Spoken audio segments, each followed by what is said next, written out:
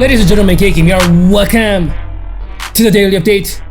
Hope you guys had a good day trading. Today, market is down about 0.17%. Higher on the Nasdaq 0.3%. Positive. Semiconductor down 1%. Dow same. Russell 2000. Transport, banks, energy, biotech, healthcare, home builders, utilities, retail, emerging market, every single sectors are red today. Bitcoin down, gold, silver miners are also, they're down quite heavily here today, about 5% or so.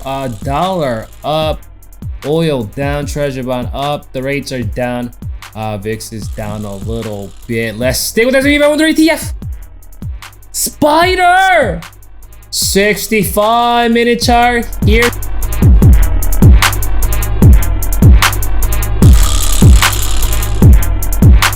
So this is what we closed yesterday. Looks like we actually saw a down gap this morning here. You can see this is where we closed and this is where we opened. So it gapped down, and it just, things are getting a bit, you know what I'm saying, tricky here. And I think a lot of bulls and bears are extremely frustrated at this point. For buyers, obviously, there was this down gap right here that was filled with the yesterday's price action, and there's another down gap that opened up this morning. And as you can see, bulls are not able to advance above the down gap. And bears are extremely frustrated because the market isn't finding any sort of traction. They thought maybe after yesterday's fade, we should see a continuation to the downside. That wasn't the case. Pretty much the market has been moving sideways. Frustrating both bulls and bears. That long-term moving average is continues to support the buyers here. Perfect. Right? This, as you can see, in late April, when we did see this, was a rather rapid downturn. We had the long-term moving average right there to capture it. Ever since then, you can see right here all throughout yesterday and today, the long-term moving average is acting as support on every downturn, it seems, in the last few days there. And so the market did get back up after a third hour or fourth hour downturn, right? And then there's a fifth hour and sixth hour there. On the last hour, you can see that micro-term, however, micro-term and the down gap teaming up here, supporting the sellers. Buyers are not able to advance above that level. So micro term is here, long term is here, mid term is here. So for the bulls, gap up, hold it, make a charge and fill it. So do that in one day, right? Gap it over, they make it into another island and charge and fill this down gap.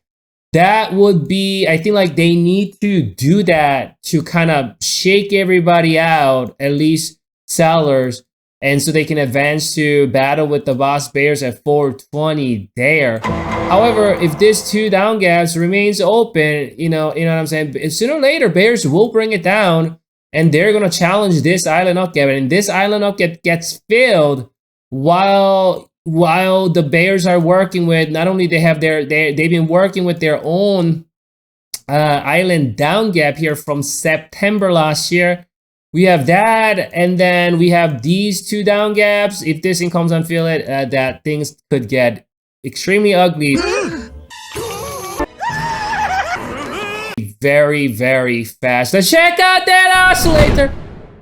Despite the fact that the price has been moving sideways, the oscillator is actually favoring the buyers here. Oh, that's okay. That's okay. Oh, that's okay. That's okay.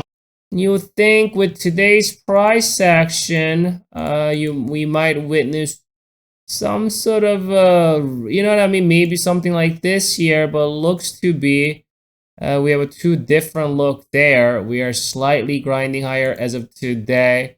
That oscillator is favoring the buyers. Perfect. Also, we talked about the fact that bears, the sellers, did not bring that oscillator all the way to the bottom of his band. It is crossed up prematurely, and that's a bullish signal. So perfect. As long as we don't have this oscillator crossing back down, if this thing starts to make its way up, and if bulls can aim to fill both of these down gaps, I think bulls can still find that traction. Right now though, we're sort of in the middle of nowhere. There's still a chance this oscillator can kind of come right back down, especially in this choppy market.